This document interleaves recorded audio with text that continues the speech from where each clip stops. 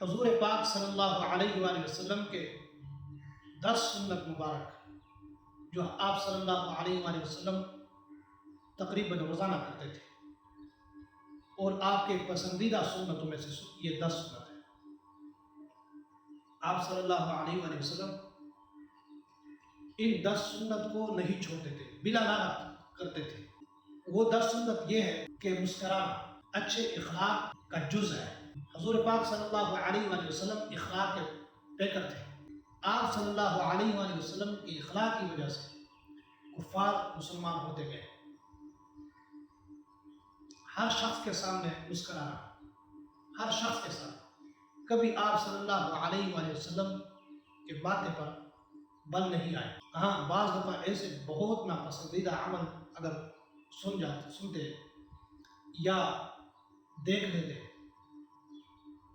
تو غصہ کر جاتے اور ماتھے پر بل آ جاتا، مگر آپ صلی اللہ علیہ وآلہ وسلم کا معمول تھا ہمیشہ مسکرانا ہر شخص کے ساتھ۔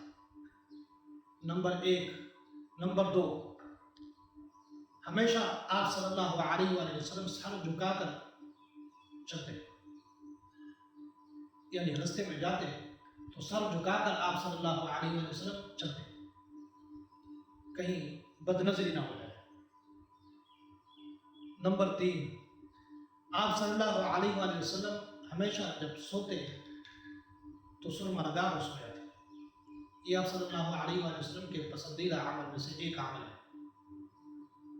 نمبر 4، مہمان جب آ جاتے تو آپ صلی اللہ علیہ وآلہ وسلم اس کو جب رخصت کرتے تو دروازے تک آپ صلی اللہ علیہ وسلم ساتھ ہی چلتے، دروازے تک رخصت کر کے واپس مڑ جاتے تھے۔ یہ پسندیدہ عمل ہے آپ صلی اللہ علیہ وسلم کا۔ نمبر 5،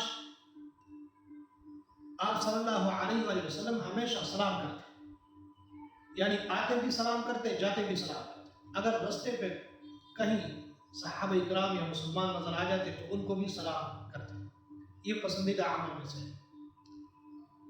نمبر 6، آپ صلی اللہ علیہ وآلہ وسلم خوشی سے گلے ملتے، اگر کسی کے ساتھ گلے ملنا ہوتا تو خوشی کے ساتھ گلے ملتے۔ نمبر 7، آپ صلی اللہ علیہ وآلہ وسلم ہمیشہ بیٹھ کر پانی پیتے، یہ آپ صلی اللہ علیہ وآلہ وسلم کا پسندیدہ عمل ہے۔ نمبر 8، آپ صلی اللہ علیہ وآلہ وسلم جب سواری پر چڑھتے تو اللہ اکبر کہتے۔ نمبر 9، آپ صلی اللہ علیہ وآلہ وسلم جب سواری سے اترتے تو سبحان اللہ فرماتے۔ نمبر 10، آپ صلی اللہ علیہ وآلہ وسلم کا سب سے پسندیدہ عمل جب آپ دسترخوان پر بیٹھ جاتے تو روٹی کے 4 ٹکڑے بنا لیتے۔ آپ صلی اللہ علیہ وآلہ وسلم ایک روٹی کے 4 ٹکڑے کر کے دسترخوان پر رکھ لیتے۔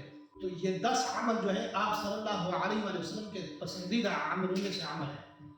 اللہ پاک ہم سب کو آپ صلی اللہ علیہ وآلہ وسلم کے نقش قدم پر چلنے کی توفیق عطا فرمائے، اور آپ صلی اللہ علیہ وآلہ وسلم کے ایک ایک سنت کو زندہ کرنے کی توفیق عطا فرمائے۔